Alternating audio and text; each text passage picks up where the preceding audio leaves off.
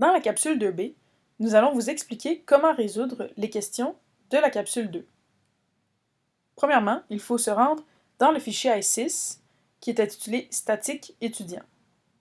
Donc, on nous dit dans l'énoncé que le mélange doit entrer dans la colonne à une pression de 2 atm et au point de bulle.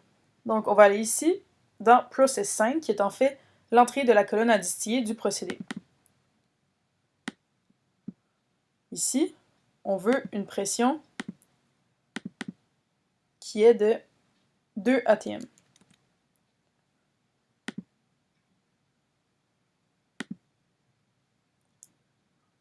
Par la suite, on sait qu'elle entre au point de bulle, c'est-à-dire que la fraction vapeur phase fraction va être égale à 0.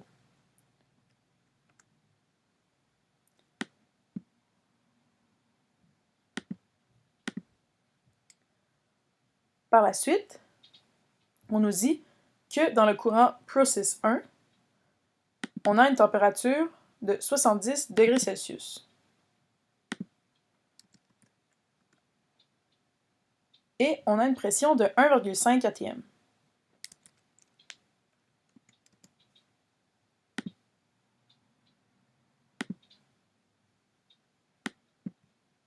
Parfait. On sait aussi que l'on a un débit de 100 tonnes par heure qui entre dans la colonne à distiller. Par la suite, dans les équipements V01 et V02, on aura une perte de charge de 5 PSI.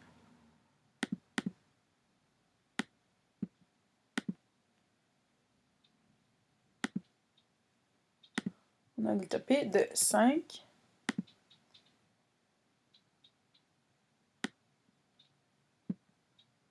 PSI.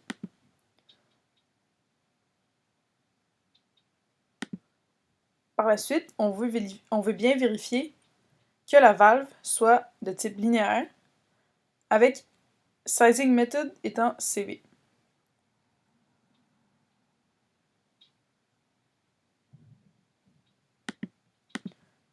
La même chose pour la valve V02.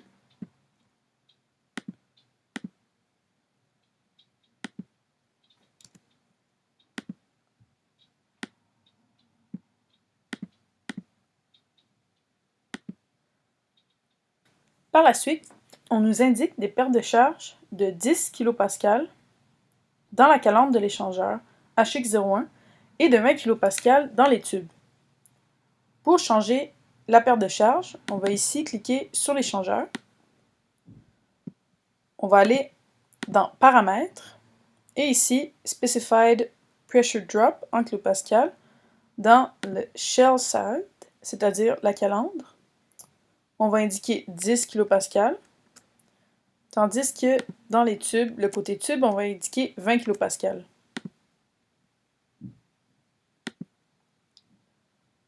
Par la suite, on nous indique que le courant ici, qui provient d'une récupération d'un certain courant chaud dans l'usine, est à une température de 170 degrés Celsius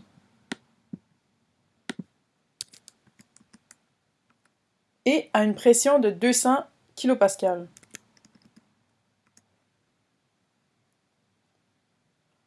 De plus, on nous indique que la phase vapeur sur phase fraction est de 0.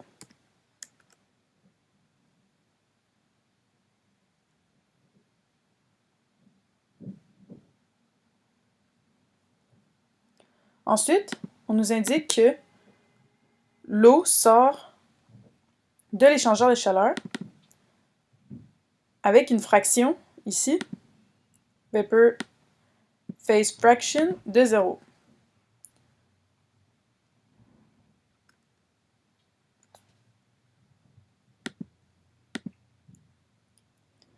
Finalement, on va aller indiquer les détails du piping ici de la tuyauterie. Donc, on va cliquer sur View Segment. Et ici, on va changer pour Schedule 40, comme on nous l'a indiqué. Ensuite, on a ici l'élévation qui est de 5 mètres. On nous indique aussi que la longueur est de 30 mètres.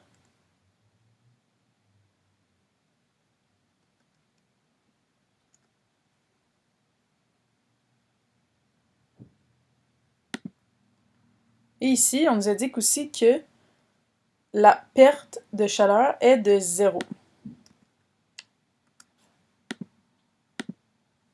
Ensuite, pour indiquer le diamètre de la conduite, le diamètre nominal, on retourne dans View Segment et on va ici dans Nominal Diameter. Et on a 200 mm.